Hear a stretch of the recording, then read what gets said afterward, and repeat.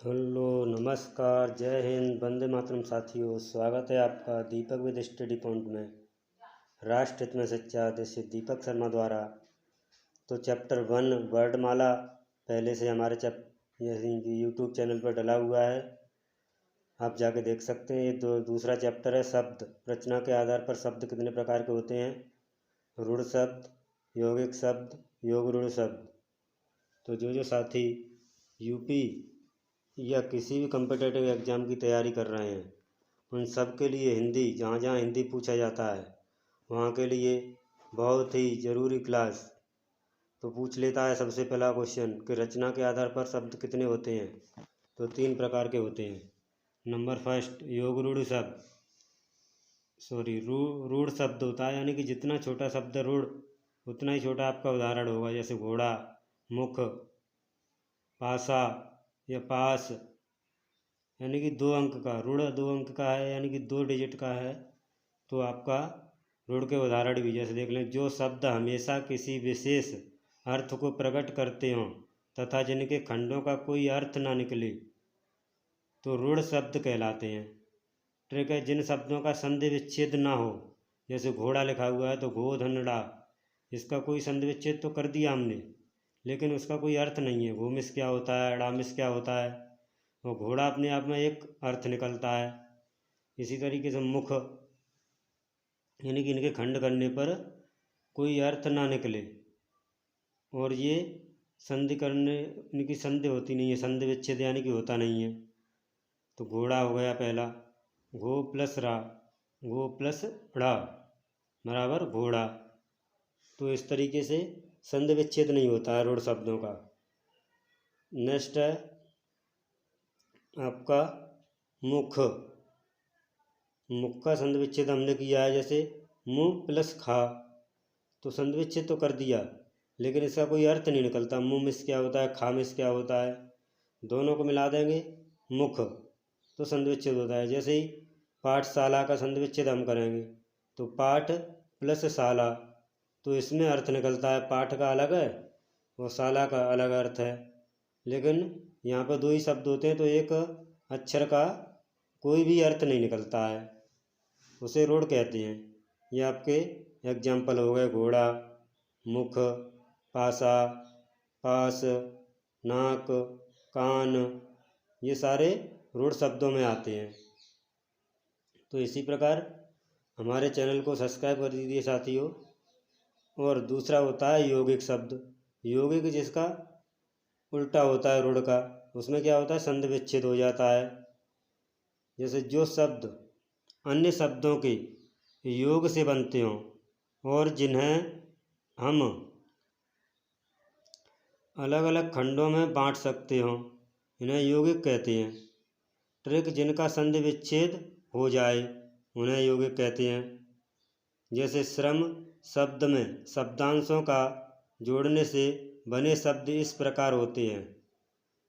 पर प्लस श्रम तो परिश्रम, श्रम प्लस एक श्रमिक, श्रम प्लस शील श्रमशील। इसी प्रकार विद्यालय, पुस्तकालय, राजपत्र, तो ये एक अर्थ निकालते हैं संधि विच्छेद होने पर भी, उन्हें कहते हैं यौगिक शब्द। ये रूढ़ का जस्ट उल्टा होता है, उनका संधि विच्छेद नहीं होता है, इनका हो जाता है। तो जैसे परिश्रम का हो गया, श्रमशील का हो गया। इसी तरीके से जितने भी शब्द होंगे उन सब के विद्यालय, पुस्तकालय, ठीक है, राजपुत्र, उन सब के संधि विच्छेद हो जाएंगे तो उन्हें यौगिक शब्द कहते हैं। इतना ध्यान रखिएगा बस। रूढ़ में पता चल गया तुम्हें, यौगिक शब्द में पता चल गया।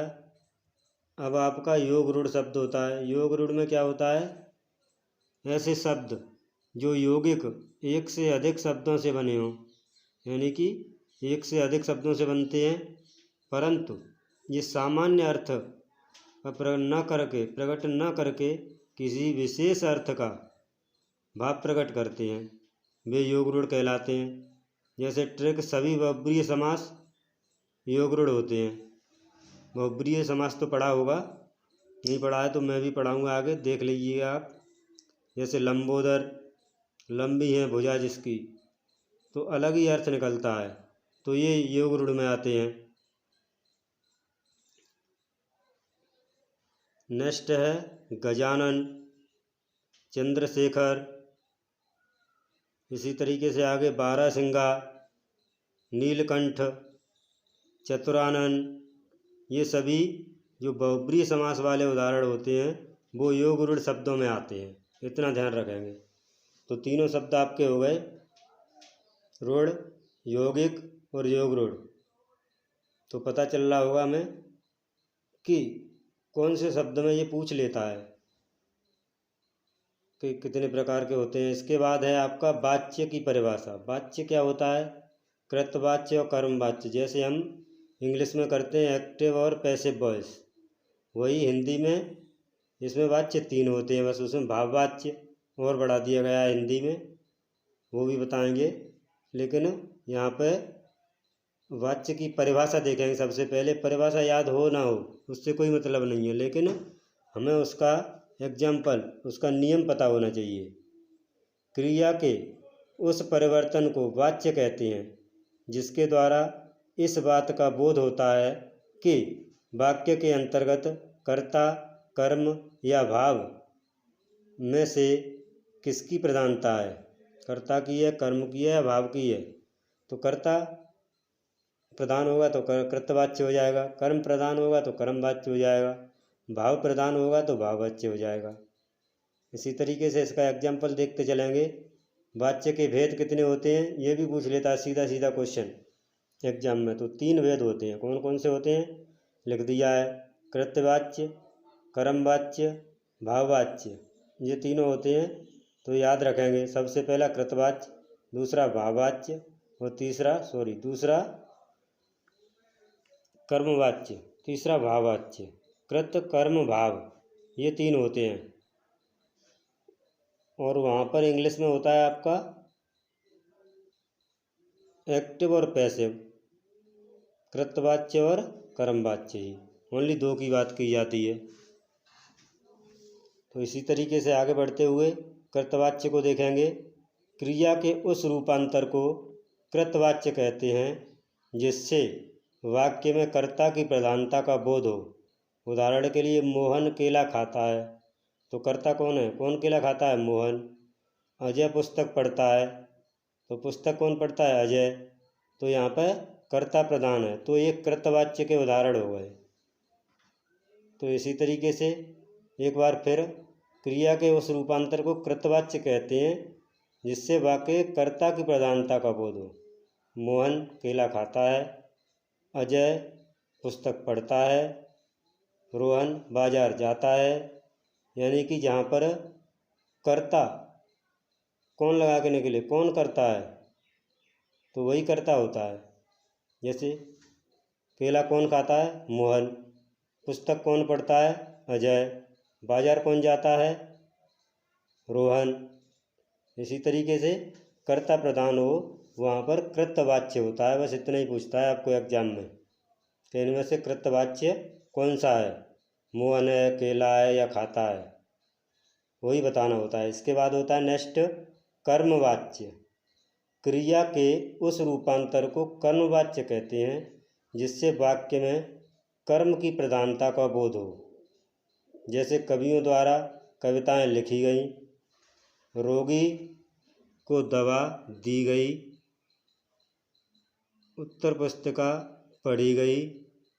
इसी तरीके से एक बार फिर देख लेंगे। यहाँ पे कर्म की प्रधानता है तो कर्मवाच्य। अब कर्म कौन कर रहा है? कर्म क्या हो रहा है? कवियों द्वारा पुस्तक लिखी गई, तो क्या हुआ? किसके द्वारा? कवि द्वारा। क्या लिखी गई? कविताएं। तो इम्पोर्टेंट है। कर्मवाच्य से कई बार एग्जाम में प्रश्न बनता है आपके UP TET, super TET, UP police, GD, जहाँ जहाँ हिंदी पूछा जाता है। रोगी को दवा दी गई, तो रोगी को दवा किसी के द्वारा ही दी गई होगी। उत्तर पुस्तिका पढ़ी गई, तो किसी के द्वारा ही पढ़ी गई होगी। तो यहाँ पर कर्म प्रधान होता है, वहाँ पर क्रम वाच्य होता है, जैसे लिखी गई, दी गई, पढ़ी गई, ये आपका कर्म है। भाववाच्य वेरी इंपॉर्टेंट है, भाववाच्य ही सबसे ज़्यादा पूछा जाता है आपके तीनों वाच्यों में। क्रिया के उस रूपांतर को भाववाच्य कहते हैं जिससे वाक्य में क्रिया अथवा भाव की प्रधानता का बोध हो। उदाहरण, श्याम से टहला भी नहीं जाता, मुझसे उठा नहीं जाता, धूप में चला नहीं जाता। तो यहाँ पर क्या है, भाव प्रकट हो रहा है कि मुझसे ये काम नहीं होता है, पहले से ही भाव पता हुआ है, तो भाव की प्रधानता होती है।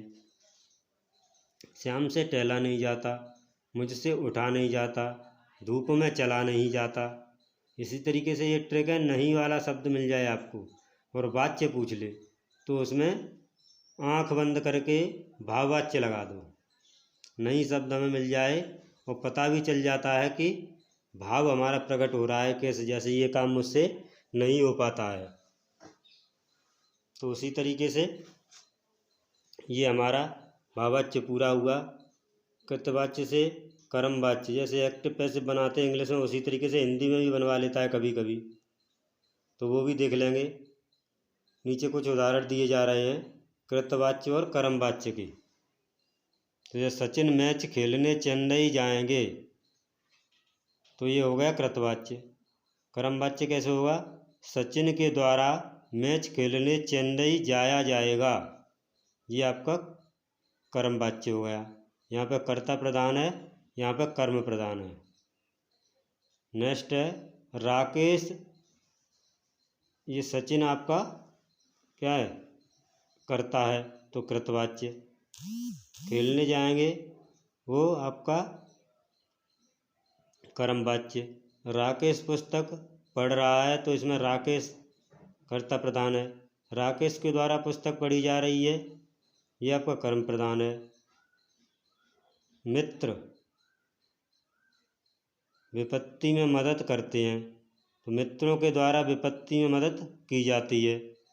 तो इस तरीके से आपकी स्लाइड पूरी हुई। जय हिंद, वंदे मातरम साथियों। तो आपको समझ में आ रहा हो हमारा तो कमेंट में ज़रूर बताएं, चैनल को सब्सक्राइब करें, अपने साथियों में शेयर करें। जय हिंद, वंदे मातरम।